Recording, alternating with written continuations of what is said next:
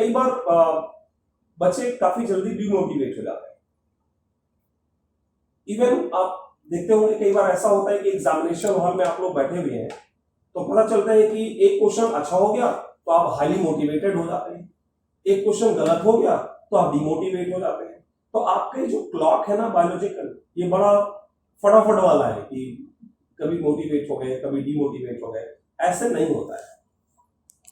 आपने जब एक बार प्लान किया कि आपको ये करना है, देखिए शुरुआत में नो डाउट जैसा कि मैंने कहा कि डिसीजन लेने में काफी मुश्किल होती है कि हमें लाइफ में क्या करना है, लेकिन एक बार अगर आपने अपने पैशन को अपने डायरेक्शन को डिसाइड कर लिया कि मुझे ये करना है तो पीछे मुड़ के नहीं देखना, फिर पूरी जान लगा देनी है, पूरी शिद्दत के साथ आपको जो है उसके लिए मेहनत करनी है। अगर आपने रियलाइज कर लिया कि आपका ये पैशन है, आपको इंजीनियर बनना है या आपको डॉक्टर बनना है या आपको सीए बनना है या आपको जो भी लाइफ में करना है, आपको एक्टर बनना है, आपको स्पोर्ट्स में जाना है, आपको जो भी करना है वो फिर अगर आपका पैशन है तो पूरी जान लगा दीजिए, पूरा जील के साथ आप उसमें लग जाइए, फिर पीछे मुड़ के नहीं देखना। फिर ये नहीं करना है कि यार ये वाला कुछ दिन ये वाला पैशन फॉलो किया, फिर लगा यार उसमें सक्सेस नहीं मिल रही है तो चलो अब ये वाला कर लेते हैं, उसमें नहीं मिल रहा है तो लगता है चलो ये वाला कर लेते हैं। ये तरीका अच्छा नहीं है, मतलब मैं आप लोगों को शेयर करना चाहता हूं। एक बार आपने डिसाइड किया लेट से कि आपको इंजीनियरिंग करनी है तो जितना अर्ली स्टार्ट कर सकते हैं उतना अर्ली स्टार्ट करें।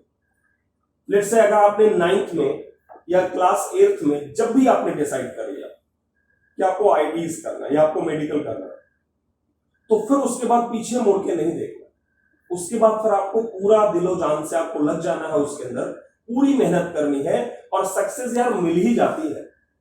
मैं आपको बताऊं मैंने कभी सोचा नहीं था कि मैं आईआईटी को क्लियर कर पाऊंगा, लेकिन एक बार जब पढ़ाई शुरू की, एक शेड्यूल बनाया हमने अपना, एक डिसिप्लिन्ड मैनर में जब हमने 1 साल पढ़ाई की तो उसके बाद कहीं से भी ऐसा नहीं हुआ कि मैं बीच में कभी डिमोटिवेट हुआ होऊंगा। हाँ ठीक है, ख्याल कभी कभार माइंड में आते हैं कि यार मैं कर पाऊंगा कि नहीं कर पाऊंगा, तो अपने ऊपर भरोसा रखिए, अपनी मेहनत पे भरोसा रखिए, तो आप कर ही लोगे। ऐसा कुछ भी काम नहीं है कि आप नहीं कर पाओगे। हाँ, लेकिन मेहनत करनी होती है और उसमें फिर ऑनेस्टली ईमानदारी के साथ काम करना होता है। देखिए 1 क्लास या 2 क्लास अटेंड करने से पूरा कॉन्सेप्ट नहीं बनता है, बट अगर आप थारोली मेरी क्लासेस करते हैं, 1-2 चैप्टर्स आप कंप्लीट करते हैं, उसके बाद आपको आइडिया लगना शुरू होगा कि केमिस्ट्री क्या है और उसको कैसे सीखा जा सकता है। चाहे वो फिजिकल केमिस्ट्री के टॉपिक्स हो जिसमें मैं रेडॉक्स रिएक्शन से शुरू करता हूं, redox reactions then mole concept. मेरा देखिए एक अपना सीक्वेंस है पढ़ाने का। मैं सबसे पहले मोल नहीं पढ़ाता, मैं सबसे पहले रेडॉक्स पढ़ाता हूं, क्योंकि रेडॉक्स पढ़ाते समय मैं बच्चों को सिखाता हूं कि एन फैक्टर या एक्स फैक्टर कैसे निकाला जाए, और उसकी मदद से मैं मोल में equivalent concept, volumetric analysis, then मैं लेकर जाता हूं केमिकल काइनेटिक्स, फिर chemical equilibrium, ionic equilibrium, electrochemistry, then solution, surface chemistry, solid state. ये एक मेरा अपना एक सीक्वेंस होता है। And I can just assure you कि आप कुछ क्लासेस करने के बाद आपको लगेगा कि शायद यही वो सब्जेक्ट है जो आप मिस कर रहे थे, और यही वो सब्जेक्ट है जो आपको रैंक दिलाती है आपके जेईई और नीट एग्जाम में। फिजिकल के अलावा अगर मैं बात करूं तो chemical bonding, atomic structure, then periodic properties, then chemical bonding. करीब करीब मैं 1.5 घंटे की 25 से 26 क्लासेस लेता हूं सिर्फ केमिकल बॉन्डिंग पढ़ाने में। Then I go for coordination chemistry, after coordination chemistry I opt for metallurgy, then salt analysis. और ये जो 4-5 टॉपिक है ना आपकी इनऑर्गेनिक केमिस्ट्री के, ये करीब 90% इनऑर्गेनिक केमिस्ट्री को कवर करते हैं। अगर आपको chemical bonding, periodic properties, atomic structure, coordination compound, metallurgy और सॉल्ट एनालिसिस, ये 5-6 टॉपिक अगर आपको आते हैं तो कई बार ना जो बच्चों को डर लगता है कि S block elements group theory कैसे पढ़ा जाए, या पी ब्लॉक एलिमेंट्स के डिफरेंट ग्रुप्स कैसे पढ़ा जाए, डी ब्लॉक कैसे पढ़ा जाए, सो आई मस्ट एश्योर यू कि आफ्टर कंप्लीटिंग दीज 4-5 टॉपिक्स आपके लिए एस ब्लॉक और पी ब्लॉक ना हलवा होगा, कुछ नहीं, बहुत आसान, ये मैं गारंटी लेता हूं। वैसे ही अगर मैं ऑर्गेनिक केमिस्ट्री की बात करूं तो उसमें सिखाता हूं मैं आईयूपीएसी नॉमेनक्लेचर, आईयूपीएसी के साथ साथ में डबल बॉन्ड इक्विवेलेंट से डिफरेंट स्ट्रक्चर्स कैसे बनाए जाए, एक ही मॉलिक्यूलर फार्मूले से, इस पर मैं बात करता हूं। देन मैं आइसोमेरिज्म में specially stereochemistry, geometrical and optical isomerism, conformational isomerism.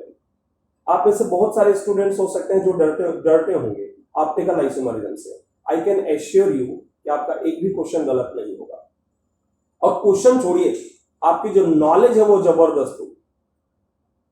Isomerism के बाद मैं जीओसी पे जाता हूँ, जनरल ऑर्गेनिक केमिस्ट्री, जो कि आप समझ सकते हैं कि पूरा बेस है।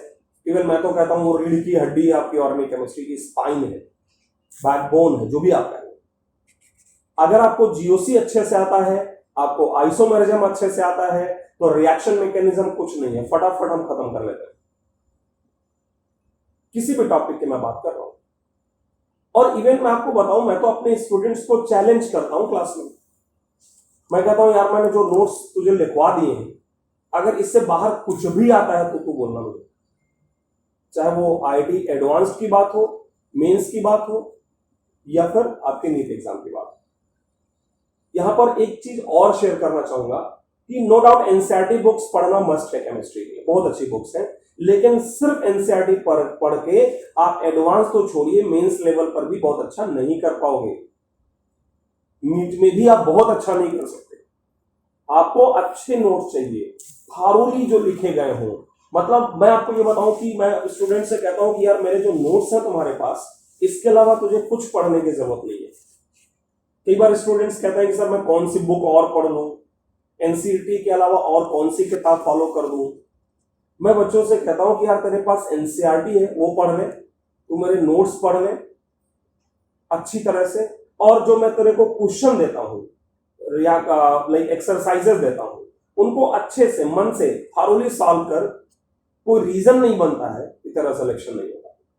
मैं जेई क्लियर कर सकता हूं 1 साल की मेहनत करके, तो आप लोग तो कर ही सकते हैं। आज इतना एडवांस समय आ गया है, बच्चे को पता होता है कि यार आईटी कैसे करना है। बस राइट डायरेक्शन, टीचर्स आपको सही मिलने चाहिए जो आपको सही दिशा सही से पढ़ा सके। और एक बात और कहना चाहूंगा आप सभी से कि आप जिस भी स्कूल में पढ़ते हैं, आप जहां भी हैं, जैसे भी आप प्लान कर रहे हैं अपने करियर के बारे में, लेकिन जब आप एक बार डिसाइड कर लें, जब भी हो सकता है कई बच्चे बड़ी अर्ली डिसाइड कर लेते हैं कि मुझे लाइफ में ये करना है, उसको समय लगता है, लेकिन जब भी आप डिसाइड कर लेते हैं तो फिर जुड़ जाइए। बस उसके लिए पीछे मुड़ के नहीं देखना।